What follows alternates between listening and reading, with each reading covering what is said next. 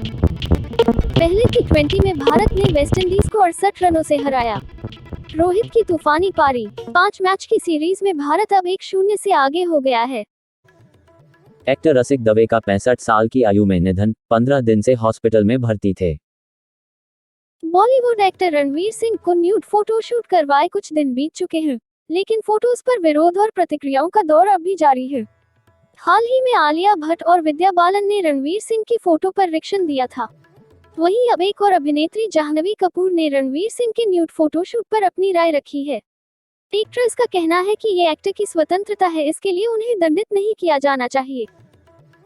नई आबकारी नीति की सीबीआई से जांच की उपराज्यपाल विनय कुमार सक्सेना की सिफारिश के बीच दिल्ली सरकार ने राष्ट्रीय राजधानी में शराब की बिक्री की पुरानी व्यवस्था पर लौटने का फैसला किया है।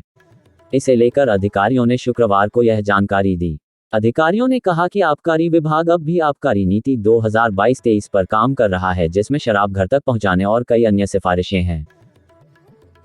पेट्रोल डीजल पर एक्साइज ड्यूटी में कटौती के चलते केंद्र सरकार के वित्तीय घाटे में जबरदस्त तेजी आई है।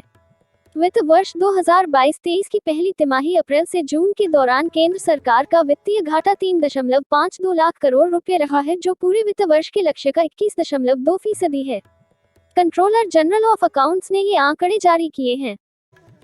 बर्मिंघम कॉमनवेल्थ गेम्स 2022 के बैडमिंटन मिक्स टीम इवेंट्स में भारत ने पाकिस्तान को 5-0 से हराकर आसान जीत दर्ज की।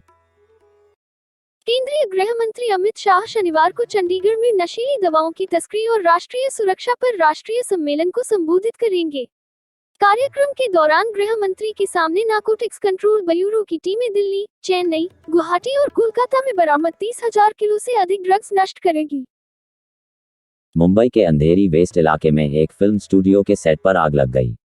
ये लव रंजन फिल्म का सेट था। सूचना मिलने के बाद दमकल की दर्जन भर गाड़ियां रवाना हुई। घटना डीएन नगर मेट्रो के नजदीक घटी। जहां पर आग लगी है वहां पर फिल्म का सेट है। इसे खुले मैदान में बनाया गया था। लकड़ी, शेड और प्लास्टिक की मदद से स्टूडियो बनाया गया था। फायर ब्रिगेड के मुताबिक ये लेवल 2 फायर है।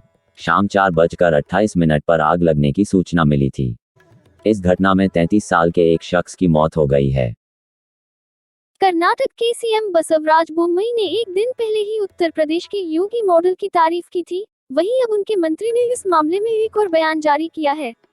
सीएम बोम्मई के मंत्री सी अश्वत्थ नारायण ने कहा है कि राज्य सरकार योगी सरकार से 5 कदम आगे जाकर अपराधियों को सबक सिखाने के लिए एनकाउंटर का सहारा लेगी। क्या संसद में खत्म होगा गतिरोध? सोमवार को महंगाई पर सरकार लोकसभा में चर्चा करा सकती है। राष्ट्रपति वाले बयान को लेकर कांग्रेस नेता अधीर रंजन चौधरी ने राष्ट्रपति को चिट्ठी लिखकर माफी मांगी है। चौधरी ने कहा, जुबान फिसल गई थी। बिहार के भागलपुर में शुक्रवार की शाम एक बार फिर बम ब्लास्ट की घटना हुई है। घटना बिहार पुलिस प्रशिक्षण केंद्र नाथनगर के आवासीय कैंपस के मुख्य गेट के पास की है। जोरदार धमाके के बाद अफरा तफरी मच गई। घटना की सूचना मिलते ही मौके पर पहुंची ललमटिया थाने की पुलिस, नाथनगर इंस्पेक्टर और डॉग स्क्वायड डॉग की टीम पहुंची। मामले की छानबीन शुरू कर दी गई है। बम ब्लास्ट उस जगह हुआ है जहां हजारों की संख्या में ट्रेनिंग करने वाले पुलिस रहते हैं। अफगानिस्तान के काबुल में आईपीएल के जैसे फॉर्मेट वाले क्रिकेट टूर्नामेंट के दौरान आत्मघाती हमला हुआ है, जिसके बाद वहां अफरा तफरी का माहौल है।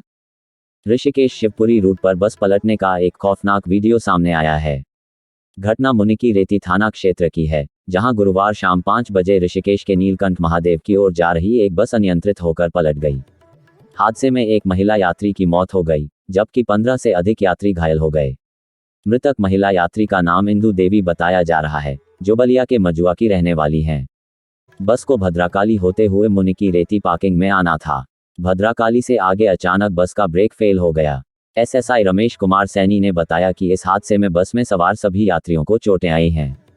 पास के अस्पताल में सभी को इलाज के लिए भेजा गया है। वहां से 8 लोगों को एम्स के लिए रेफर कर दिया गया है। यूक्रेनी सेना ने 36 रूसी आक्रमणकारियों का खात्मा कर दक्षिण में दुश्मन बलों और उपकरणों के समूहों पर हमले किए। ऑपरेशनल कमांड दक्षिण ने कहा, दुश्मन के कब्जे वाली रक्षा लाइनों पर हमले जारी रहेंगे। मुख्यमंत्री योगी आदित्यनाथ ने प्रदेश में पेट्रोल डीजल पर वैट न बढ़ाने की घोषणा की है। मुख्यमंत्री ने कहा कि निकट भविष्य में भी पेट्रोल डीजल पर वैट में कोई वृद्धि नहीं होगी, न ही जनता पर कोई नया कर लगाया जाएगा। शुक्रवार को मुख्यमंत्री आवास पर राज्य कर विभाग के अधिकारियों के साथ राजस्व संग्रह की समीक्षा बैठक में मुख्यमंत्री ने वर्तमान वित्तीय वर्ष में 1.50 लाख करोड़ रुपए के जीएसटी और वैट संग्रह लक्ष्य को पूरा करने के साथ जीएसटी पंजीकृत व्यापारियों की संख्या में 26 से बढ़ाकर 30 लाख करने के निर्देश दिए। ब्रज के मंदिरों में ठाकुर जी की सेवा कर रहे पुजारियों पर नगर निगम के टैक्स का साया पड़ने वाला है। हालांकि ठाकुर जी फ्री रहेंगे, निगम द्वारा कराए जा रहे सभी में मंदिरों के प्रांगण में रह रहे पुजारी टैक्स के दायरे में आ जाएंगे। सभी के बाद पुजारियों पर टैक्स लगाया जाएगा। टैक्स की वसूली के दौरान इनको निगम का हाउस व वाटर टैक्स चुकाना होगा। उच्च शिक्षा निदेशक डॉक्टर अमरजीत कुमार शर्मा ने बताया कि स्कूलों में विद्यार्थियों को कोरोना संक्रमण से बचाव के तरीकों को लेकर रोजाना जागरूक किया जाएगा। सर्दी, खांसी, बुखार और जुकाम की शिकायत वाले विद्यार्थियों को ठीक होने के बाद ही स्कूलों में आने को कहा गया है। श्रीनगर अंतर्राष्ट्रीय हवाई अड्डे पर शुक्रवार को 2 सैन्य कर्मियों के पास कारतूस मिलने के बाद उन्हें हिरासत में ले लिया गया है। दोनों सैन्य कर्मी अलग अलग उड़ानों से दिल्ली जाने के लिए हवाई अड्डे पहुंचे थे। कैब कंपनी ओला और उबर का विलय नहीं होने जा रहा है। यदि आपने भी ऐसी कोई खबर सुनी है तो समझ लीजिए कि यह एकदम बकवास है। यह कहना है ओला के सह संस्थापक भाविश अग्रवाल का। उन्होंने एक ट्वीट के माध्यम से स्थिति स्पष्ट की है। रूस यूक्रेन के बीच युद्ध ने दुनिया भर में खाद्य सुरक्षा पर असर डाला है। इस बीच भारत ने अनाज और उर्वरकों के निर्यात पर रूस और यूक्रेन के बीच संयुक्त राष्ट्र की ओर से हाल ही में किए गए समझौते का शुक्रवार को स्वागत किया और उम्मीद जताई कि इसे सभी पक्षों द्वारा गंभीरता से लागू किया जाएगा। साथ ही आगाह किया कि अकेले ये उपाय देश के लिए पर्याप्त नहीं हो सकते हैं। खाद्य असुरक्षा की चिंताओं को दूर करें। अधीर रंजन के माफीनामे से भाजपा संतुष्ट नहीं। कांग्रेस सांसद अधीर रंजन चौधरी ने अपनी विवादित टिप्पणी के लिए राष्ट्रपति द्रौपदी मुर्मू से माफी मांगी है। हालांकि केंद्रीय संसदीय मामलों के राज्य मंत्री अर्जुन राम मेघवाल ने शुक्रवार को कहा कि चौधरी की माफी पर्याप्त नहीं है और कांग्रेस अध्यक्ष सोनिया गांधी को माफी मांगनी चाहिए। चौधरी ने अपनी विवादित टिप्पणी में राष्ट्रपति को राष्ट्रपत्नी कहा था। विदेश मंत्री डॉक्टर एस जयशंकर ने शुक्रवार को ताशकंद में एससीओ विदेश मंत्रियों की बैठक में भाग लिया। खास बात ये रही कि एससीओ के मंच पर पाकिस्तान के विदेश मंत्री बिलावल भुट्टो भी मौजूद थे। ग्रुप फोटो में दोनों एक दूसरे से काफी दूर खड़े थे। कुल 11 नेताओं में जयशंकर बाईं ओर से तीसरे नंबर पर थे, जबकि भुट्टो दाईं ओर से तीसरे नंबर पर खड़े थे। दोनों के बीच किसी तरह की औपचारिक या अनौपचारिक बातचीत की कोई जानकारी नहीं मिली है। कोरोना में बंद सभी ट्रेनें पटरी पर दौड़ेंगी, रेल मंत्री का निर्देश। इस हफ्ते 500 ट्रेनों का शुरू होगा संचालन। भारतीय तटरक्षक बल ने समुद्र के भीतर फहराया तिरंगा। रक्षा मंत्रालय ने शुक्रवार को घोषणा की कि पूर्व सैनिकों के अनाथ बच्चों को वित्तीय सहायता को अनाथ अनुदान के तहत 1,000 रुपये प्रति माह से बढ़ाकर 3,000 रुपये प्रति माह किया जाएगा। शुक्रवार को रक्षा मंत्री राजनाथ सिंह ने ट्वीट किया, रक्षा मंत्री भूतपूर्व सैनिक कल्याण कोष की अनाथ अनुदान योजना के तहत भूतपूर्व सैनिकों के अनाथ बच्चों को दिए जाने वाले वित्तीय सहायता को 1,000 रुपये प्रति माह से बढ़ाकर 3,000 रुपये प्रति माह करने की घोषणा करते हुए प्रसन्नता हो रही है। इस फैसले से कई ईएसएम परिवार लाभान्वित होंगे। रोहित ने तोड़ा गप्टिल का रिकॉर्ड, टी20 में सबसे ज्यादा रन बनाने वाले बल्लेबाज बने। पाकिस्तान ने अभिव्यक्ति की स्वतंत्रता की रेटिंग के सूचकांकों में लगातार कम स्थान हासिल किया है। महिलाओं को विशेष रूप से उत्पीड़न और दुर्व्यवहार का खामियाजा भुगतना पड़ता है। महत्वपूर्ण मुद्दों पर रिपोर्टिंग करने वाली पाकिस्तानी महिला पत्रकारों पर हमले और सेंसरशिप के बढ़ते जोखिम का सामना करना पड़ता है। Reporters without borders world press freedom index 2021 के अनुसार लगातार नियमों और मीडिया की सेंसरशिप के साथ पाकिस्तान 180 में से 145वें स्थान पर है। पत्रकारों के खिलाफ मामलों को आगे बढ़ाने के लिए राजद्रोह और मानहानि, विशेष रूप से आपराधिक मानहानि जैसे कानूनों का उपयोग किया गया है। जियो टीवी के अनुसार राष्ट्रीय मानवाधिकार आयोग की चेयरपर्सन राबिया जावेरी आगा ने शुक्रवार को कहा, पाकिस्तान में ऑनलाइन स्पेस में सबसे बड़ी चुनौतियों में से एक ऑनलाइन हिंसा और उत्पीड़न है।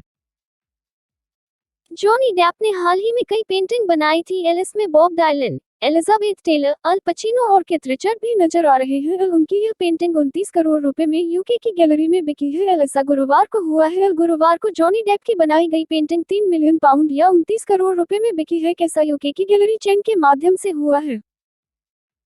भारत तय करेगा सोने के भाव, पीएम मोदी ने किया इंडिया इंटरनेशनल बुलियन एक्सचेंज का उद्घाटन। पीएम मोदी ने संयुक्त राष्ट्र प्रमुख से कांगो में शांति सैनिकों पर हमले की जांच में तेजी सुनिश्चित करने का किया है। विदेश मंत्री एस जयशंकर ने ताशकंद में आयोजित एसीओ सम्मेलन में कहा कि सभी मोर्चों पर आतंकवाद के खिलाफ जीरो टॉलरेंस अपनाने की जरूरत है। उन्होंने यह भी कहा कि कोविड-19 और यूक्रेन रूस युद्ध के चलते वैश्विक ऊर्जा संकट और खाद्य संकट का जल्द से जल्द समाधान निकालने की जरूरत है। नई शिक्षा नीति से सरकार को बड़े बदलाव की आशा है।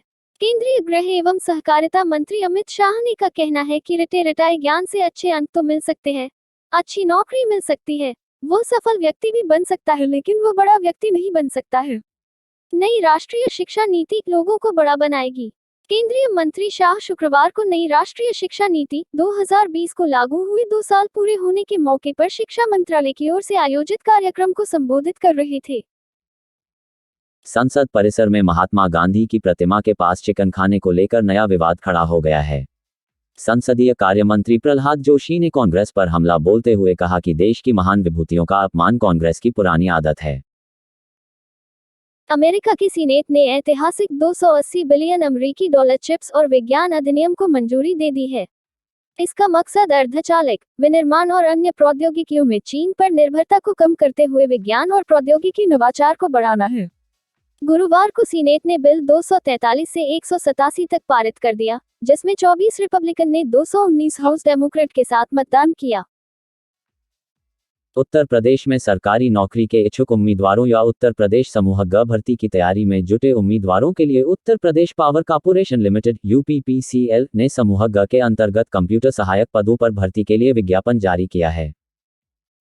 उत्तर प्रदेश पावर कॉर्पोरेशन में कंप्यूटर सहायक के पदों पर भर्ती के लिए आवेदन के इच्छुक व योग्य उम्मीदवार निगम की आधिकारिक वेबसाइट apenergy.in पर भर्ती सेक्शन में उपलब्ध कराए जाने वाले ऑनलाइन एप्लीकेशन फॉर्म के माध्यम से आवेदन कर पाएंगे। आवेदन की प्रक्रिया 10 अगस्त से शुरू होगी और उम्मीदवार 31 अगस्त 2022 तक अपना एप्लीकेशन सबमिट कर सकेंगे। आवेदन के दौरान उम्मीदवारों को 1180 रुपये के शुल्क का भुगतान ऑनलाइन माध्यमों से करना होगा। दिल्ली पुलिस में कांस्टेबल की सरकारी नौकरी के इच्छुक उम्मीदवारों के लिए महत्वपूर्ण अलर्ट। दिल्ली पुलिस में कांस्टेबल ड्राइवर के पदों पर भर्ती के लिए परीक्षा तारीख घोषित कर दी गई है। कर्मचारी चयन आयोग द्वारा वीरवार 28 जुलाई 2022 को जारी नोटिस के अनुसार दिल्ली पुलिस कांस्टेबल ड्राइवर भर्ती परीक्षा का आयोजन 21 अक्टूबर 2022 को किया जाएगा। दूसरी तरफ दिल्ली पुलिस में कांस्टेबल ड्राइवर के 1400 से अधिक पदों पर भर्ती के लिए आवेदन की प्रक्रिया चल रही है। आयोग द्वारा दिल्ली पुलिस में कांस्टेबल ड्राइवर के पदों के लिए आवेदन की प्रक्रिया 8 जुलाई 2022 को अधिसूचना जारी होने के साथ ही शुरू हो गई थी और आवेदन करने की आज 29 जुलाई 2022 को आखिरी तारीख है। ऐसे में जिन इच्छुक उम्मीदवारों ने अभी तक आवेदन नहीं किया है, वे आयोग की आधिकारिक वेबसाइट ssc.nic.in पर अपना एप्लीकेशन सबमिट कर सकते हैं। JKSSB रिक्रूटमेंट 2022 जम्मू एवं कश्मीर सिविल सेवाओं की 772 सरकारी नौकरियों के लिए अधिसूचना जारी। जम्मू एवं कश्मीर में सरकारी नौकरी के इच्छुक उम्मीदवारों के लिए जम्मू एवं कश्मीर संघ शासित क्षेत्रों की सिविल सेवाओं के अंतर्गत विभिन्न विभागों रिक्त पदों पर भर्ती के लिए अधिसूचना JNK services selection board JKSSB ने जारी की है। बोर्ड द्वारा बुधवार 27 जुलाई 2022 को जारी विज्ञापन अधिसूचना सम 042022 के अनुसार डिस्ट्रिक्ट डिविजनल यूटी कैडर के कुल 772 पदों पर भर्ती के लिए चयन प्रक्रिया का आयोजन किया जाना है।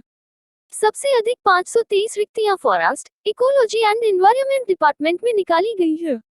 वहीं इसके बाद दूसरी सबसे अधिक 126 रिक्तियों वाला विभाग animal, sheep husbandry and fisheries department है। हिंदी फिल्म इंडस्ट्री के लिए यह साल बेहद खराब चल रहा है। बड़े बजट और बड़े सितारों की फिल्में लगातार फ्लॉप होती जा रही हैं। यहां तक कि अक्षय कुमार और अजय देवगन जैसे स्टार्स की फिल्में भी बॉक्स ऑफिस पर ढेर हो गईं।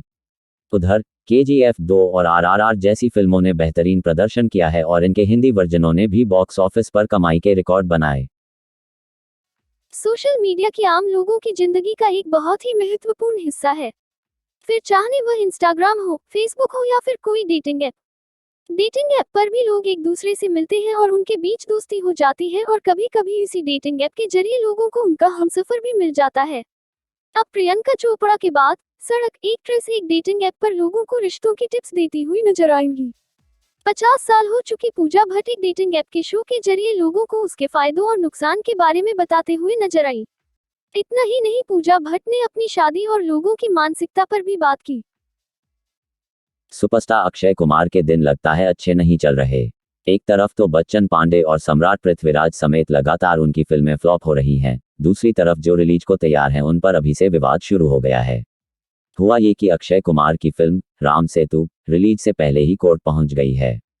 इतना ही नहीं, फिल्म के कंटेंट को लेकर अक्षय कुमार के खिलाफ केस भी दर्ज होने की खबरें सामने आ रही। बीजेपी नेता और सांसद सुब्रमण्यम स्वामी ने ट्वीट कर बताया कि मैं एक्टर अक्षय कुमार और उनकी कर्मा मीडिया के खिलाफ केस दर्ज करवाने वाला हूं, क्योंकि उन्होंने अपनी फिल्म राम सेतु में गलत धारणा पेश की है, जिसमें राम सेतु की इमेज को काफी नुकसान पहुंचा है। मेरे अधिवक्ता सत्य सभरवाल इस पूरे मामले को देख रहे हैं। मुंबई के अंधेरी इलाके में शुक्रवार को भीषण आग लग गई। शाम करीब से 4 बजे लिंक रोड पर स्टार बाजार के नजदीक अंधेरी वेस्ट इलाके में आग लग गई, जिसके बाद अफरा तफरी का माहौल था। आग लगने की सूचना पाकर दमकल की 10 गाड़ियां मौके पर पहुंच गई हैं और आग पर काबू पाने में जुटी हैं।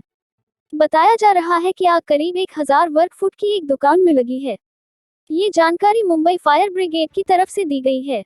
वहीं कूपर अस्पताल के एएमओ डॉक्टर सदाफुले के मुताबिक एक 32 वर्षीय युवक की मौत हो गई। बीजेपी कार्यकर्ता प्रवीण नेटारू की हत्या की जांच करेगी एनआईए, सीएम ने किया ऐलान। भोपाल में जिला पंचायत अध्यक्ष की कुर्सी को लेकर कांग्रेस और बीजेपी कार्यकर्ताओं के बीच शुक्रवार को भिड़ंत हो गई। इस दौरान जिला पंचायत कार्यालय के बाहर कांग्रेस सांसद दिग्विजय सिंह और बीजेपी विधायक विश्वास सारंग के बीच हाथापाई भी हुई है। कांग्रेस का आरोप है कि नगरीय निकाय चुनाव में प्रशासन और पुलिस बीजेपी के दबाव में काम कर रहे थे। कांग्रेस का यह भी आरोप है कि 9 वोट फर्जी मेडिकल प्रमाण पत्र के साथ डाले गए थे। उन्होंने कहा कि स्थानीय निकाय चुनावों के दौरान पुलिस और प्रशासन सरकार के दबाव में काम कर रहे थे। बता दें कि भोपाल समेत कई जिलों में जिला पंचायत अध्यक्ष का चुनाव चल रहा है, जो बीजेपी और कांग्रेस दोनों के लिए साख का सवाल बन गया है। Be aware with the world. APN Broadcast Service.